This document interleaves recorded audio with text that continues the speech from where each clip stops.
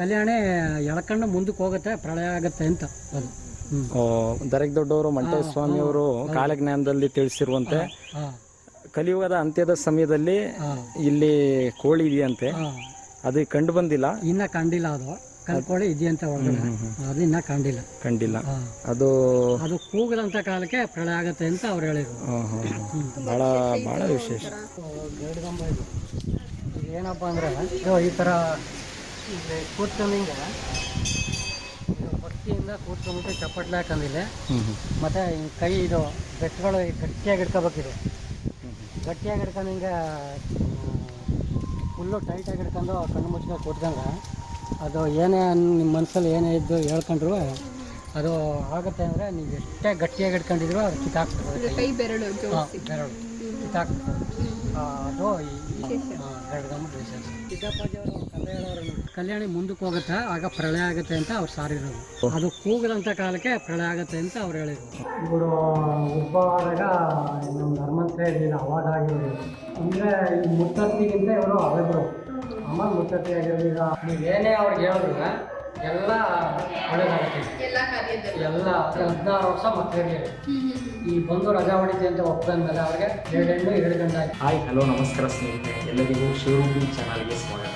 ಸ್ನೇಹಿತರೆ, ಈ ದಿನದ ವಿಡಿಯೋನಲ್ಲಿ ಪುರಾತನವಾದಂಥ ದೇವಾಲಯ ಶ್ರೀ ಆಂಜನೇಯ ಸ್ವಾಮಿ ದೇವಸ್ಥಾನ, ತಾಳ್ವಾಡಿ, ಚೋಳರ ಕಾಲದ ದೇವಸ್ಥಾನ. ಇದು ಬಹಳ ಪುರಾತನವಾದದ್ದು, ಬಹಳ ವಿಶೇಷತೆಯನ್ನು ಹೊಂದಿದೆ, ಅಚ್ಚರಿಯನ್ನು ಹೊಂದಿದೆ. ಬಹಳಷ್ಟು ವಿಷಯ ಇನ್ನೂ ತಿಳಿದಷ್ಟು ತಿಳಿಯುವಂಥದ್ದಿದೆ ಈ ಸ್ಥಳದಲ್ಲಿ. ದೇವರು ಪರಂಜ್ಯೋತಿ ಮಂಡ್ಯದ ಲಿಂಗಯ್ಯ ನಿಮ್ಮ ನೆಮ್ಮಿದೆ ಭಕ್ತರನ್ನು ಕಂದನಂತೆ ಕಾಯ ದೇವ ಸಿದ್ದಯ್ಯ ಸ್ವಾಮಿ ಬಂಗೆ. ಭಾಳ ನೋಡಿ, ಈ ಥರ ರಸ್ತೆಗಳು ಚಿಕ್ಕ ಇರುತ್ತೆ. ನಾವು ಮುತ್ತತ್ತಿಗೆ ಹಲವೂರಿಂದ ಈ ಕಡೆ ಬಂದಿದ್ದೀವಿ ನೋಡಿ. ಬರುವ ದಾರಿಯಲ್ಲಿ ಎಡಗಡೆನೆ ನೋಡ್ಬೋದು ನೀವು, ಈ ಶ್ರೀ ಕ್ಷೇತ್ರ ತಾಳ್ವಾಡಿ ಸಿಗುತ್ತೆ. ಇದ್ರ ಒಳಗಡೆ ಜಸ್ಟ್ ಒಂದು 50 ಮೀಟರ್ಸ್ ಹೋದರೆ ಒಳಗೆ ನಿಮಗೆ ದೇವಸ್ಥಾನ ಸಿಗುತ್ತೆ. ಇಲ್ಲಿಂದ ಮುಂದೆ ಹೋದರೆ ಮುತ್ತತ್ತಿ.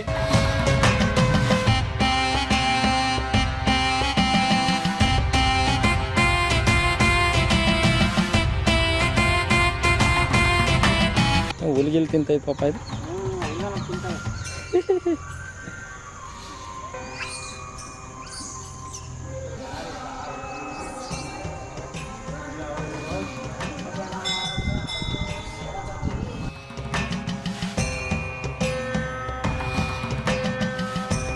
ಈ ದೇವಸ್ಥಾನದ ಹೆಚ್ಚಿನ ಮಾಹಿತಿಯನ್ನ ದೇವಸ್ಥಾನದ ಪ್ರಧಾನ ಅರ್ಚಕರು ನಮಗೆ ತಿಳಿಸ್ತಾರೆ. ಈಗ ನಮ್ಮ ಹೆಸರು ಪುಟ್ಟಸ್ವಾಮಿ.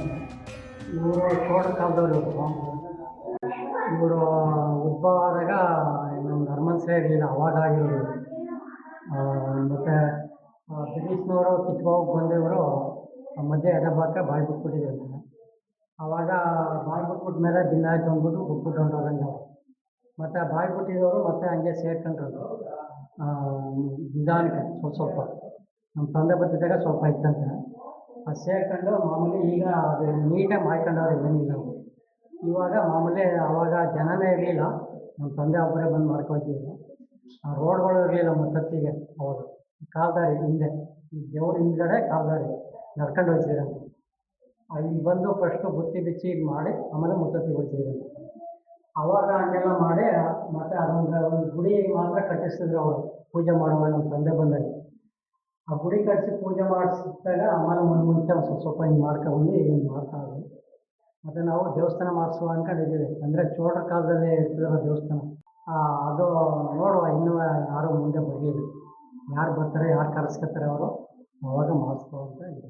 ಇದು ಮುತ್ತತ್ತಿಗೂ ಪುರಾತನವಾದ ದೇವಸ್ಥಾನ. ಒಟ್ಟು ಈ ಚೌಕಟ್ಟಲ್ಲಿ ಎಷ್ಟು ದೇವಸ್ಥಾನಗಳಿವೆ? ಇಲ್ಲಿ ಅಲ್ಲಿ ಮೇಲ್ಗಡೆ ರಂಗನಾಥಸ್ವಾಮಿ, ಅದ ಕಿತ್ತಿಗೆ ಎತ್ಕೊಂಡ್ರಂತೆ. ಅದ್ರ ಮೇಲ್ಗಡೆ ಲಿಂಗದ ಗುಡಿ ಐತೆ, ಅದನ್ನು ಕಿತ್ತಿಗೆ ಎತ್ಕೊಂಡ್ರಂತೆ. ಮತ್ತು ನಮ್ಮವ್ರ ಕಡೆ ಬಂದಾಗ ಆ ಥರ ಆಗಿದ್ದೀವಿ. ಅವ್ರು ಭಿನ್ನ ಆಯ್ತು ಅಂದ್ಬಿಟ್ಟು ಬಿಟ್ಬಿಟ್ಟು ಹೊಂಟೋದಂತೆ. ಈ ಕಡೆ ಎಲ್ಲ ಕಲ್ಯಾಣಿ ಎಲ್ಲ ಐತೆ, ಗಣೇಶನ ದೇವಸ್ಥಾನ ಐತೆ. ಎಲ್ಲ ಇಲ್ಲಿರೋದೆಲ್ಲ ಚೋಳ ಮಾಡಿದ್ರು, ನಮ್ಮ ಧರ್ಮಸ್ಥಳ ಮಾಡಿದ್ರು ಏನಿಲ್ಲ, ಎಲ್ಲ ಚೋಳ ಕೆಲಸ. ಈಗ ಮಾಮೂಲಿ ವರ್ಷಕ್ಕೊಂದ್ಸಲಿ ಇಲ್ಲಿ ದೇವರೆಲ್ಲ ಉತ್ಸವ ಆಯ್ತದೆ. ಅಂದರೆ ಯುಗಾದಿ ಟೈಮಲ್ಲಿ ದೇವರೆಲ್ಲ ಊರಿಗೆಲ್ಲ ಹೋಗುತ್ತೆ ಮೆರವಣಿಗೆಗೆ. ಬೆಳಗಾನ ಮೆರವಣಿಗೆ ಎಲ್ಲ ಮಾಡಿ ಮಾಮೂಲಿ ಪರ ಎಲ್ಲ ಮಾಡ್ತಾರೆ ಇಲ್ಲಿ ವರ್ಷಕ್ಕೊಂದ್ಸಲಿ. ಮಾಮೂಲಿ ವಾರದಲ್ಲಿ ನಾವು ಅಮಾವಾಸ್ಯೆಯಲ್ಲಿ ವಾರದಲ್ಲಿ ಪ್ರಸಾದ ಎಲ್ಲ ಮಾಡಿ ಜನಕ್ಕೆಲ್ಲ ಕೊಡ್ತೀವಿ. ಬೆಳಗ್ಗೆಯಿಂದ ಸಂಜೆ ಶನಿವಾರ ಅಮಾವಾಸ್ಯೆ. ಅದೇ ಮುತ್ತತ್ತಿಗೂ ಇಲ್ಲಿಗೂ ಏನು ಸಂಬಂಧ? ಯಾವ ರೀತಿ? ಅಂದರೆ ಈ ಮುತ್ತತ್ತಿಗಿಂತ ಇವರು ಅವರಿಬ್ಬರು ಅಮ್ಮ ಮುತ್ತತ್ತಿ ಆಗಿರೋದು. ಈಗ ಹಿಂದೆ ರಾಮ ಲಕ್ಷ್ಮಣ ಸೀತೆ ಅಂದ್ಬಿಟ್ಟು ಅವರೆಲ್ಲ ವನವಾಸಕ್ಕೆ ಅಂತ ಬಂದರು ನೋಡಿ. ಆವಾಗ ಇದೆಲ್ಲ ಸಂಚಾರ ಮಾಡಿ ಅವರು ಹೋಗ್ಬೇಕಾದ್ರೆ ಅಲ್ಲಿ ತಿರುಣಮಡ ಅಂತ ಐತೆ, ಗೊತ್ತಾ ನಿಮ್ಗೆ? ಗೊತ್ತಿಲ್ಲ ಮುತ್ತತ್ತಿ ಒಳಗೆ ತಿರುಣಮಡ ಅಂತ ಐತೆ. ಅಲ್ಲಿ ಎಷ್ಟೇ ಒಳಗೆ ಬಂದ್ರೆ 3 ಸಾರಿ ನೀರು ರೌಂಡ್ ಹಾಕಿ ಮುಂದೆ ಹೋಗೋದು. ಅಂದರೆ ಅಲ್ಲಿ ಸೀತೆ ಸ್ನಾನ ಮಾಡ್ಬೇಕಾದ್ರೆ ಅದು ಮೂರ್ತಿ ಬೆಳೆಸ್ಬಿಟ್ರಂತ ಒಳಗೆ ಹೋಗಿ. ಅದು ಇವರು ಆಂಜನೇಯ ಮತ್ತು ಹೋಗಿ ಅವರು ಭಾಗದಲ್ಲಿ 3 ಸಾರಿ ತಿರುಗಿ ಅದು ಮೂರ್ತಿ ಹಿಂಗೆ ಎತ್ತಿರೋದು. ಅದು ಎತ್ತಿದ ಮೇಲೆ ಅವರು ಅಲ್ಲಿ ಒಂದು ಹೆಸರು ಮಾಡೋದು. ಅಂದರೆ ಅದು ಮುತ್ತ ಎತ್ತಿ ಅಂತ ಅವರು ಹೆಸರು ಕಟ್ಟಿದ್ರು. ಮುತ್ತತ್ತಿ ಅಂದ್ಬಿಟ್ಟು ಈಗ ಇದು ಮಾಡಬೇಕು. ಅದು ಮುತ್ತ ಎತ್ತಿ ಅಂತ ಅದು ಹೆಸರು. ಅವರು ಮುತ್ತ ಎತ್ತಿದ್ರು. ಮುತ್ತ ಎತ್ತಿದರಾಯ ಮುತ್ತೆತ್ತರಾಯ. ಮುತ್ತ ಎತ್ತಿ ಅಂತ ಅದು. ಅದಕ್ಕೆ ಅಲ್ಲೊಂದು ಮಾಡಿದ್ರು.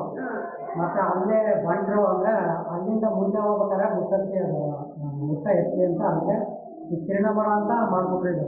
ಅಂದರೆ ತಿರುಗಿ ಎತ್ತಿದ್ರದು ಈ ತಿರುಣಮಡ ಅಂತ ಒಂದು ಹೆಸರು ಮಾಡಿದ್ರು. ಮತ್ತು ಅಲ್ಲಿಂದ ಮುಂದಕ್ಕೆ ಹೋಗ್ಬೇಕಾದ್ರೆ ಅಲ್ಲಿ ಮುತ್ತ ಎತ್ತಿ ಅಂತ ಅವರ ಮುತ್ತೆತ್ತರಾಯ ಅಂತ ಅಲ್ಲೊಂದು ನೆಲೆಸಿದ್ರು. ಅಂದರೆ ಸ್ಟಾರ್ಟಿಂಗ್ ಇದೆಯಲ್ಲ ನಮ್ಮಲ್ಲ ಈ ಮಾಡ್ಕೊ ಹೋದಾಗ ಅವರು ಅಲ್ಲಿ ಮಾಡಿದ್ರು. ಅಲ್ಲಿಂದ ಬಂದು ಅಲ್ಲೇ ಪಾದಾರ ಅಂತ ಹೇಳ್ತಾರೆ. ಆ ಕಡೆ ಸಾತ್ಪುರ ರೋಡಿಂದ ಹೋಗ್ಬೇಕು. ಆ ಪಾದಾರಲ್ಲೇ ಅಲ್ಲಿ ಪಾದ ಇಟ್ಕೊಂಡು ಹೋದ್ರು ಅವರು. ಅಲ್ಲೊಂದು ಮಾಡೋದು ಆಮೇಲೆ ಕೆಂಗಲ್ ಹಿಂಗೆ ಎಲ್ಲೆಲ್ಲಿ ಇದು ಮಾಡೋರು ಅಲ್ಲೆಲ್ಲ ಒಂದೊಂದು ಹೆಸರು ಮಾಡಿ ಮಾಡೋದು. ನೀವೇನೇ ಅವ್ರಿಗೆ ಹೇಳಿದ್ರು ಎಲ್ಲ ಒಳ್ಳೇದಾಗುತ್ತೆ. ಎಲ್ಲ ನೀವು ಈಗ ನಮ್ಮ ತಂದೆ ಕಾಲದಿಂದಲೂ ಇಲ್ಲಿ ಪೂಜೆ ಮಾಡ್ತಾ ಇದ್ರೆ ನಮಗೆ ಇಲ್ಲಿ ಫುಲ್ಲು ಕೆಟ್ಟೋಗಿ ಬಂದು ಚೆನ್ನಾಗಾಗವ್ರೆ. ನಮ್ಗೆ ಯಾರು ಕೆಟ್ಟದ್ದಾಯ್ತು ಅಂತ ಯಾರು ಹೇಳಿಲ್ಲ. ಎಲ್ಲ ಹೌದೌದು. ಅಂದ್ರೆ ನಾವು ಈಗ ಮಕ್ಕಳಿಲ್ಲದೆ ಇದ್ದವ್ರಿಗೆ ಇಲ್ಲೇ ಪ್ರಸಾದ ಕೊಡ್ತೀವಿ. ಪಿಂಡ್ ಪ್ರಸಾದ ಅಂತ ಒಂದು 5 ವಾರ. ಈಗ ಅವ್ರಿಗೆ ಹೆಂಗೆ ಈಗ ಮದುವೆ ಆಗಿ ಒಂದು 5 ವರ್ಷ ಆಗಿರುತ್ತೆ ಅಂದ್ ಕಡೆ ಒಂದು 5 ವಾರ ಪ್ರಸಾದ ಕೊಡ್ತೀವಿ. ಮತ್ತೆ ಒಂದು 3 ವರ್ಷ ಆಗಿರ್ಬೋದು, ಒಂದು 3 ವಾರ ಕೊಡ್ತೀವಿ. ಆ ಥರ. ಈಗ ಆಮೇಲೆ ಇಲ್ಲೇ ಒಬ್ರು ಅಜ್ಜಿ ಬರ್ತಾರೆ. ಅವ್ರಿಗೆ ಇಲ್ಲಿ ಮಕ್ಳಿರ್ಲಿಲ್ಲ. ಅವರು ಇಲ್ಲೇ ಪ್ರತಿದಿನ ನಾವು ಶನಿವಾರ ಅಮಾವಾಸ್ಯೆ ನಾವು ಯಾವಾಗಾರ ಬರಲಿ ಅವ್ರು ನಾವು ಬಂದಾಗಲೇ ಬರ್ತಾರೆ. ಬಂದು ಫುಲ್ ಎಲ್ಲ ರಜಾ ಹೊಡಿತಾರೆ. ಅಂದ್ರೆ ರಜಾ ಬರ್ತಾರ ಎಲ್ಲ ತೊಳಿದು ರಂಗೋಲಿ ಬಿಡೋದು ಪ್ರತಿ. ಅವ್ರಿಗೆ 16 ವರ್ಷ ಮಕ್ಳಿರ್ಲಿಲ್ಲ. ಇಲ್ಲಿ ಬಂದು ರಜಾ ಹೊಡಿತೀವಿ ಅಂತ ಒಪ್ಕೊಂಡ್ಮೇಲೆ ಅವ್ರಿಗೆ 2 ಹೆಣ್ಣು 2 ಗಂಡು ಆಯ್ತು ಅವ್ರಿಗೆ. ಅವರು ಈಗಲೂ ಮಾಡ್ತಾರೆ ಅವ್ರ ಅಜ್ಜಿ ಅವರು. ಇಲ್ಲೇ ಎಲ್ಲ ಒಳ್ಳೇದಾಗತ್ತೆ. ಮತ್ತೆ ಹೂವನು ಕೊಡ್ತಾರೆ ಅವರು. ನಾವು ಹೂವು ಧರಿಸ್ತೀವಿ ಬೆಣ್ಣೆ ತೆಗೆದಾಗ. ಹೂ ಪ್ರಸಾದ ಕೊಡ್ತಾರೆ. ಅಂದ್ರೆ ಅಷ್ಟು ಬಂದಾಗ ನಾವು ಪ್ರಸಾದ ಕೊಡ್ತೀವಿ. ಅವಾಗ ಮಕ್ಕಳು ಆಗುತ್ತೆ. ಯಾವ ಹೂ ಪ್ರಸಾದ ತೆಗೆಯುವಂಥದ್ದು? ಅಂದ್ರೆ ನಾವು ಅಮಾವಾಸ್ಯೆ ಹುಣ್ಣಿಮೆ ಅಂದ್ರೆ ಬೆಣ್ಣೆ ಮಾಡೋದಾಗೆಲ್ಲ ಹೂವು ಧರಿಸ್ತೀವಿ. ಯಾವಾಗ್ಲಾದ್ರೂ ಕೇಳ್ಬೋದು. ಅಂದ್ರೆ ಬೆಳಗ್ಗೆಯಿಂದ ನಾವು ಅಂದ್ರೆ ಬೆಳಗ್ಗೆ ನಾನು 7:30ಗೆ ಬರ್ತೀನಿ. ಬಂದ್ರೆ ನಾವು ದೇವರೆಲ್ಲ ರೆಡಿ ಮಾಡಿ ಹೂವು ಹಾಕ್ಬೇಕಾದ್ರೆ 10:30 ಆಗುತ್ತೆ. 10:30 ಮೇಲೆ ಪೂಜೆ. 12:30ಗೆ ಎಡೆ ಪೂಜೆ ಮಾಡ್ತೀವಿ. ಅಂದ್ರೆ ಪ್ರಸಾದ ಪೂಜೆ. ಎಡೆ ಪೂಜೆ ಮಾಡಾದ್ಮೇಲೆ ಬಂದವ್ರಿಗೆಲ್ಲ ಪ್ರಸಾದ ಕೊಡ್ತೀವಿ. ಬೆಳಗ್ಗೆಯಿಂದ ಸಾಯಂಕಾಲ ಗಂಟೆ ಇರ್ತೀವಿ. ವಾರದಲ್ಲಿ ಅಮಾವಾಸ್ಯೆಲಿ ಹಬ್ಬಗಳಲ್ಲಿ ಹುಣ್ಣಿಮೆಲಿ ಎಲ್ಲ ಬೆಳಗ್ಗೆ 0 ಗಂಟೆ ಇರ್ತೀವಿ. ಇನ್ನು ಮಧ್ಯಾಹ್ನ ಬರ್ತೀವಿ. ಮದುವೆ ಸಭೆ ಅವಾಗ ಬಂದು ಹೇಳ್ತಾರೆ ಮನೆಗೆ. ಅವಾಗ ಬಂದು ಮಾಡ್ಕೊಡ್ತೀವಿ. ಮಾಡಿಕೊಟ್ರು ಅವಾಗೇನು ಸಾಯಂಕಾಲ ಗಂಟೆ ಇರಲ್ಲ. ಅವ್ರ ಜನ ಎಲ್ಲ ಹೊರಟ್ಮೇಲೆ ನಾವು ಹೊರಟ್ಬಿಡ್ತೀವಿ.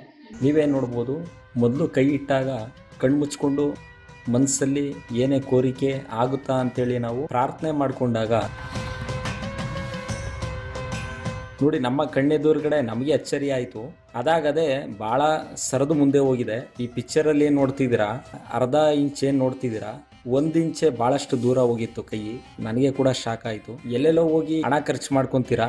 ಈ ರೀತಿಯ ಪುರಾತನ ದೇವಸ್ಥಾನಗಳಲ್ಲಿ ಮಾತ್ರ ಸತ್ಯ ಇರುತ್ತೆ. ನೀವು ಬಂದು ಸತ್ಯ ಕಂಡುಕೊಳ್ಳಿ. ಮತ್ತು ಅದು ಕಲ್ಯಾಣಿ ಚೌಡ್ರ ಇದು ನಾಗಕಟ್ಟೆ ಏನು ಇರಲಿಲ್ಲ.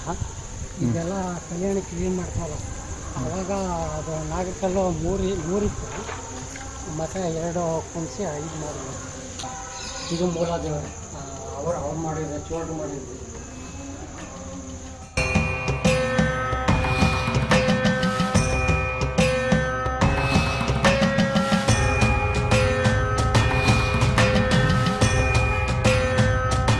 ಇದು ಆನೆ ಇದು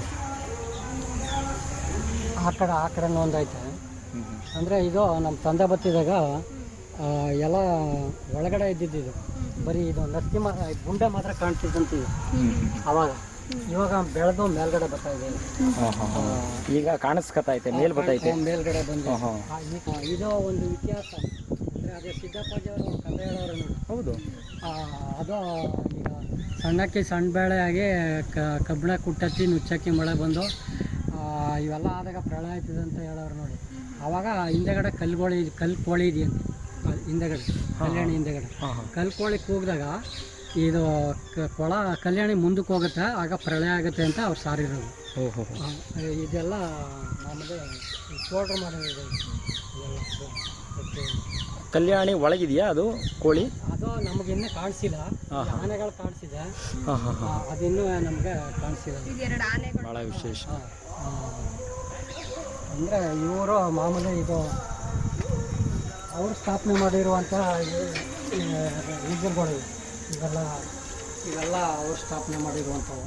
ಅದು ಮತ್ತು ಹೆಣ್ಣು ಗಂಡು ತೃಷ್ಣೆ ಮಾಡಿ ಅಲ್ಲೇ ಮತ್ತು ಅವರು ಇದು ಮಾಡಿದ್ದಾರೆ. ಕೃಷ್ಣ ರುಕ್ಮಿಣಿ ಹೀಗೆ. ಸ್ನೇಹಿತರೆ, ಇದು ಕಳೆದ 15 ವರ್ಷದ ಹಿಂದಿನ ದೇವಸ್ಥಾನದ ವಿಡಿಯೋ ಕ್ಲಿಪ್ಪಿಂಗ್ಸು. ಇದು ಸ್ವಲ್ಪ ಚಿಕ್ಕ ಇವಾಗ ಇನ್ನೂ ಒಂದು 80 ಅಡಿ ಇದೆ ಹೈಟ್. ಇದು ಒಳಗಡೆ ಆಳ.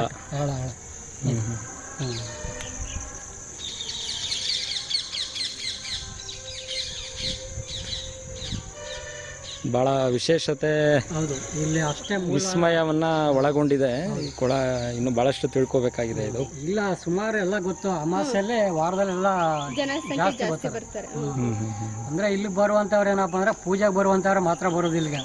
ಈ ಮುತ್ತತ್ತಿಲ್ಲಿ ಎಣ್ಣೆ ಹೊಡೆದು ಅವು ಇವು ಮಾಡ್ತಾರೆ ನೋಡಿ, ಆತರ ಮಾಡೋರು ಯಾರು ಬರೋದಿಲ್ಲ ಇಲ್ಲಿ. ನಾವು ಆಮೇಲೆ ಅದಕ್ಕೆ ಅವಕಾಶನೂ ಮಾಡ್ಲಿಲ್ಲ. ಇಲ್ಲಿ ಗಲೀಜ್ ಮಾಡಿಸೋದು ಈ ತರ ಏನು ಮಾಡಿಸಿಲ್ಲ ಇಲ್ಲಿ.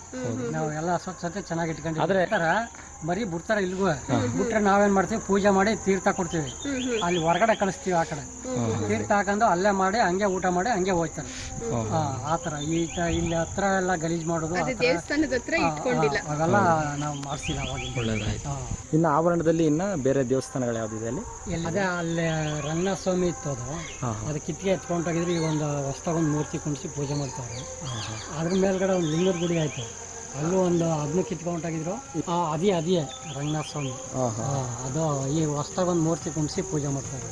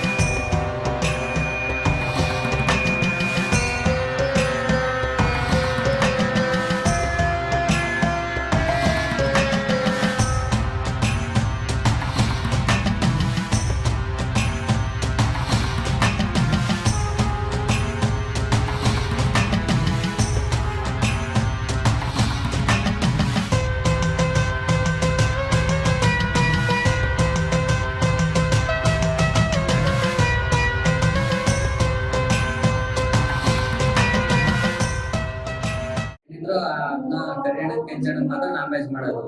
ಈ ದೇವರುಗಳು ಮಾತ್ರ ಸಿಹಿಯನ್ನ ಪ್ರಸಾದ ಮಾತ್ರ ದೇವರಿಗೋಸ್ಕರ ಮಾಡೋದು. ಏನಿದೆ ಅವ್ರ ಪಾಲಕರು ಮಾತ್ರ ಕರಿಯಣ ಕೆಂಚಣ ನಾನ್ ವೆಜ್ ಮಾಡೋದು. ಸ್ನೇಹಿತರೆ, ನೋಡಿದ್ರೆ ಬಹಳಷ್ಟು ವಿಶೇಷತೆ ಹೊಂದಿರುವಂತಹ ಈ ದೇವಸ್ಥಾನ ಬಹಳ ಶಕ್ತಿಯುತವಾದಂತಹ ಆಂಜನೇಯ ಸ್ವಾಮಿ. ನೀವು ಮುತ್ತತ್ತಿಗೆ ಬಂದಾಗ ತಪ್ಪದೇ ಈ ದೇವಸ್ಥಾನಕ್ಕೆ ಭೇಟಿ ನೀಡಿ. ಈ ವಿಡಿಯೋ ಇಷ್ಟ ಆದರೆ ದಯವಿಟ್ಟು ಈ ವಿಡಿಯೋಗೆ ಒಂದು ಲೈಕ್ ಕೊಡಿ. ಈ ವಿಡಿಯೋನ ಎಲ್ರಿಗೂ ಶೇರ್ ಮಾಡಿ. ಈ ವಿಡಿಯೋ ನೋಡಿದ್ದಕ್ಕಾಗಿ ಧನ್ಯವಾದಗಳು.